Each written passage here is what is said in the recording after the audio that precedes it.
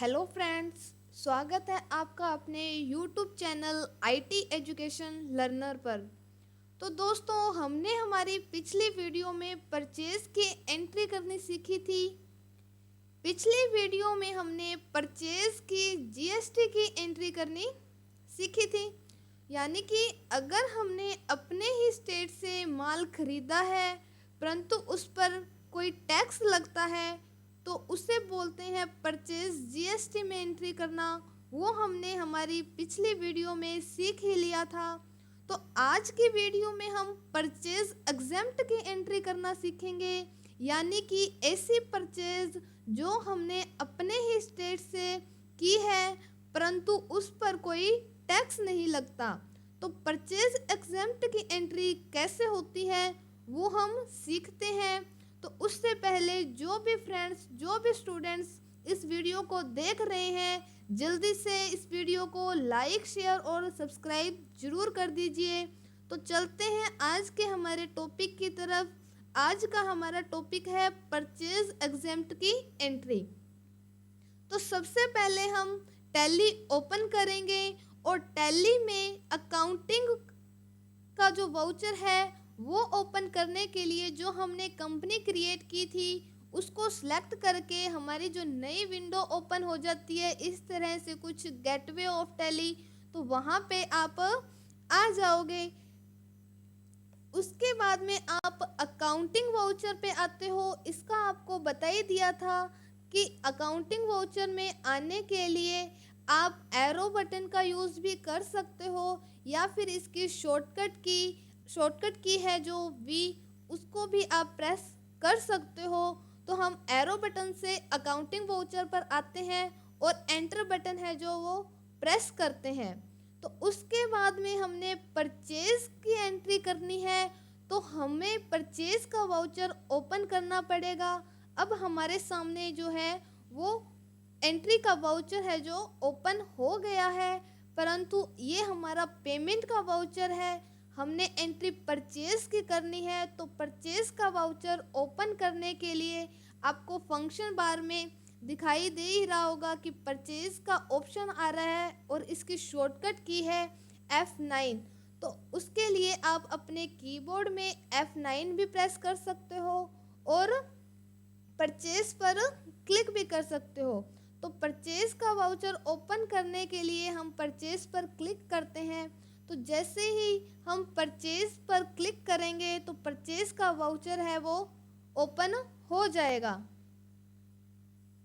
तो परचेज का voucher open करने के बाद परचेज की एंट्री करते वक्त हमें ये ध्यान रखेंगे कि उसकी जो डेट है वो क्या है और हमने क्या है डेट डालनी, वो हम ध्यान में रखेंगे। तो सबसे पहले हम इनवॉइस में देखेंगे कि हमने माल है जो वो कितनी तारीख को ख़रीदा है। तो दोस्तों, परचेज की एंट्री करने के लिए हमने एक बिल है जो तैयार किया हुआ है जो कि कुछ इस तरह से है। तो इसमें हमारी जो डेट है वो शो कर रही है 1/4/2022। तो वापस चलते हैं अपने टैली की तरफ। इसमें भी देख सकते हैं आप 1 अप्रैल 2022 है। और अगर आपको 1 अप्रैल को नहीं खरीदा हुआ होता, मान लो आप 2 अप्रैल को खरीदते हो या 1 मई को खरीदते हो, यानी कि आपने वाउचर की डेट है वो चेंज करनी है। तो वो आपको हमने पिछली वीडियो में बता ही दिया था कि वाउचर की डेट वो कैसे चेंज करते हैं। तो यहाँ पे आपको फंक्शन बार में डेट का ऑप्शन आ रहा है और इसकी शॉर्टकट की है F2। जैसे ही आप कीबोर्ड में F2 प्रेस करते हो तो हमारी जो है डेट का वाउचर ओपन हो जाएगा। वहाँ से हम डेट चेंज कर सकते हैं।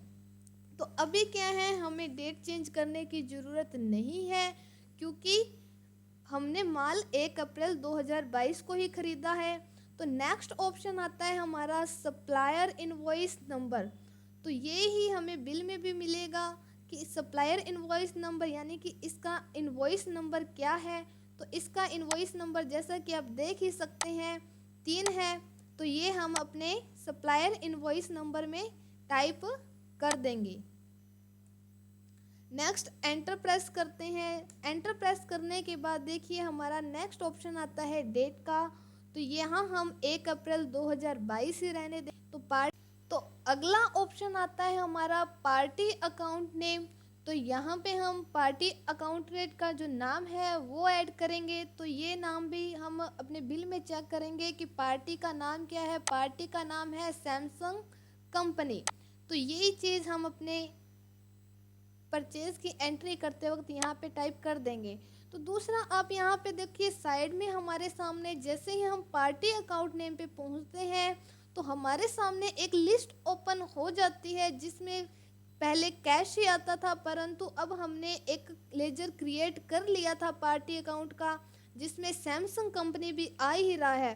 तो हमारे जो पार्टी का नाम है वो सैमसंग कंपनी है। इसके लिए आप एरो बटन से सैमसंग कंपनी पे आओगे और एंटर कर दोगे। तो ये चीज़ यहाँ पे आप सेम ही रहने दोगे, रिसिप्ट डिटेल्स है वो सेम ही रहने देंगे हम। तो देखिए यहाँ पे हमने जो पार्टी अकाउंट का नेम लिया था तो वो हमारा सेम ही आ रहा था, तो हमने लिस्ट में जा कर के एंटर कर दिया। परंतु अगर आपके पार्टी का नाम कोई अलग है, कोई और कंपनी का नाम है, तो आप उसको कैसे लिखोगे वो हमने पिछले वीडियो में आपको बताया ही था कि पार्टी का नाम लेने के लिए हमें एक लेजर क्रिएट करना पड़ेगा। लेजर क्रिएट कैसे करते हैं वो भी आपको पिछली वीडियो में बता ही दिया था। तो जिस भी फ्रेंड्स ने हमारी पीछे वाली वीडियो नहीं देखी है तो वो पहले पिछली वीडियो को देखें। तो पार्टी अकाउंट नेम का जो लेजर है वो क्रिएट करने के लिए हम ऑल्ट सी करेंगे और वहाँ जाकर के हम अदर पार्टी का नाम है उसका एक लेजर बनाएंगे।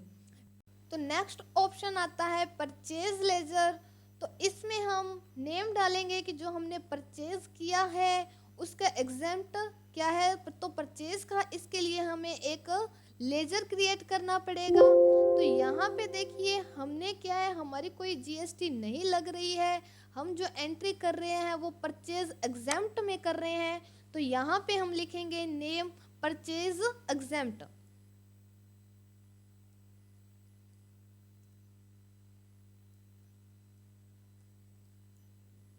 एलाइस में हम कुछ नहीं लिखेंगे। नेक्स्ट है जो वो अंडर आता है,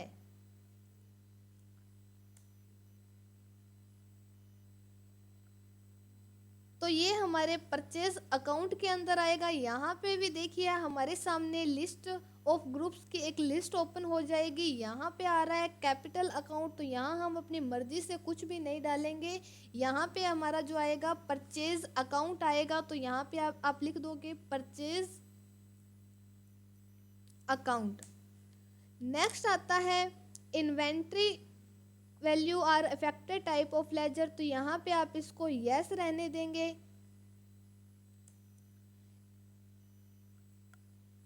टाइप ऑफ लेजर में नोट एप्लीकेशन ही आएगा। नेक्स्ट इज जीएसटी एप्लीकेबल, ये एप्लीकेबल ही रहेगा। जीएसटी डिटेल्स है जो वो इसको भी हम नो ही रहेंगे। और जो टाइप ऑफ सप्लाईज आ रहा है तो ये आपको बताया ही था कि इसमें हमारे पास दो ऑप्शंस आएंगे, गुड्स और सर्विस। तो हमने माल खरीदा है तो वो गुड्स में आएगा, यानी कि हमने कोई सर्विस नहीं ली है, हमने माल खरीदा है तो ये हमारा गुड्स में आ जाएगा। और प्रोवाइड बैंक डिटेल है वो हम नहीं रहने देंगे। देखिए आप देख ही सकते हैं मेलिंग डिटेल में हम इसको कोई चेंजिंग नहीं करेंगे और इसको हम सेव कर देंगे। तो अब ये हमारा जो परचेज का लेजर था उसका भी लेजर बन गया है परचेज एग्जेम्प्ट के अंदर। तो नेक्स्ट आता है हमारा नेम ऑफ आइटम, यानी कि हमने क्या माल खरीदा है, क्या माल परचेज किया है। तो उसके लिए भी हमें आइटम का, स्टॉक का हमें लेजर क्रिएट करना पड़ेगा। तो लेजर क्रिएट करने के लिए ऑल्ट सी प्रेस करेंगे। तो यहाँ पे हम अपने बिल में देख सकते हैं कि हमारे पास क्या क्या आइटम है, क्या क्या हमने आइटम खरीदे हैं। तो हमारे जो आइटम है वो है ईयरफोन। तो यहाँ पे हम आइटम डाल देंगे कि हमने ईयरफोन लिया है। तो यहाँ पे नेम ऑफ आइटम आ जाएगा।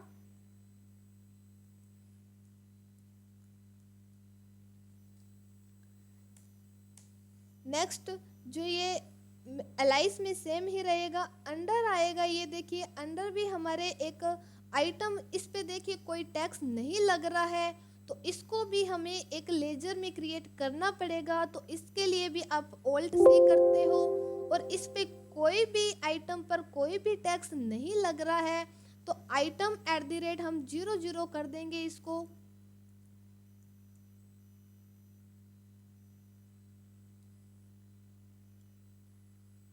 Item at the rate 00%। Next है जो वो अंडर इसी में ही आएगा।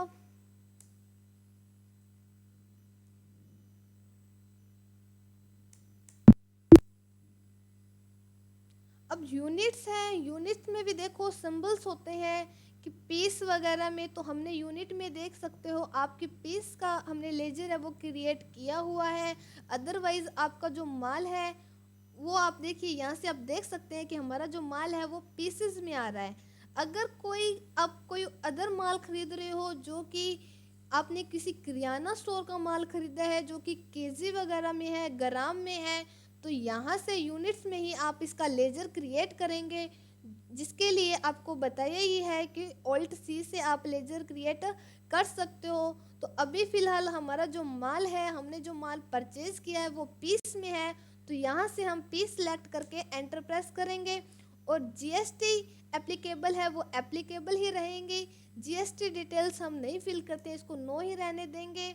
और टाइप ऑफ सप्लाईज है वो हमारी गुड है, और रेट ऑफ ड्यूटी हम इसको ब्लैंक रहेगा, तो इसको भी हम इसको सेव कर देते हैं। तो अब हमने जो आइटम है वो हमारी बन चुकी है कि ईयरफोन लिया है। अब ये कितनी क्वांटिटी का है और उसका एक का प्राइस क्या है, तो वो हम अपने बिल में चेक कर सकते हैं कि हमने 10 क्वांटिटी के लिए है और इसका एक का प्राइस है 250 रुपये। तो यही चीज़ हम अपने बिल में ऐड कर देते हैं कि हमने 10 क्वांटिटी के लिए है और एक का प्राइस है 250। तो एंटर करते हैं, टोटल अमाउंट हमारा आ जाएगा। फिर एंटर प्रेस करते हैं, सेकंड आइटम है अगर हमारे पास, तो वो भी हम यहाँ से क्रिएट कर लेंगे। तो उसके लिए भी आप ऑल्ट सी से लेजर बनाओगे उसका, और जो आइटम है उसका नाम आप ऐड कर दोगे। तो हमारा जैसे दूसरी आइटम ली है हमने पावर बैंक, तो पावर बैंक की जो आइटम ली है वो हम इसमें ऐड कर देंगे।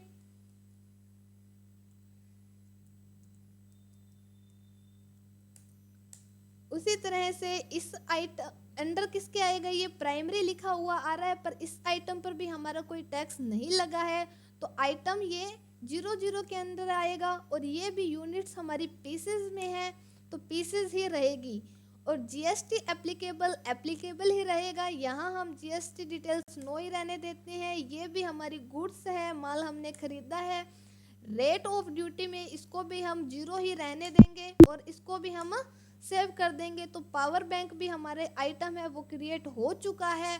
अब ये कितनी क्वांटिटी का है और एक की रेट क्या है, तो ये देख ही सकते हैं आप, 10 क्वांटिटी और पर पीस की कीमत है 1100 रुपये। तो यही हम अपने बिल में ऐड कर देते हैं।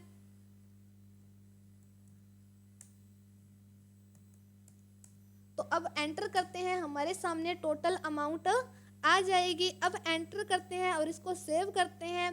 तो देखिए हमने आपको पिछली वीडियो में बताया था कि अगर हम अपने ही स्टेट से माल खरीदते हैं पर उस पे जीएसटी लगती है, कोई टैक्स लगता है, तो यहाँ पे हमने जीएसटी डाली थी कि जो जीएसटी वो 2 तरीके से लगेगी, एसजीएसटी और आईजीएसटी। परंतु अभी आप देख सकते हो कि हमारे बिल में इस पर कोई भी टैक्स नहीं लगा है, तो यहाँ पे हम कोई भी जीएसटी नहीं डालेंगे, तो हम इसको भी सीधा ही सेव कर देंगे। सेव करने के लिए आप एंटर प्रेस करते रहोगे तो यहाँ पे आ जाएगा हमारे सामने टोटल पीसेस लिए हैं हमने वो 20 है और टोटल अमाउंट है जो हमारी 13,500 है। तो इसी तरह से एंटर करते हुए आप इसको सेव कर दोगे। तो ये हमारी जो है परचेज में एग्जेम्प्ट की एंट्री हो चुकी है। तो उम्मीद है कि आप सभी को ये भी बहुत अच्छे से समझ में आया होगा कि परचेज एग्जेम्प्ट की एंट्री कैसे करते हैं। बाकी की एंट्रीज कैसे होंगी वो हम सीखेंगे हमारी अगली वीडियो में। Thank you.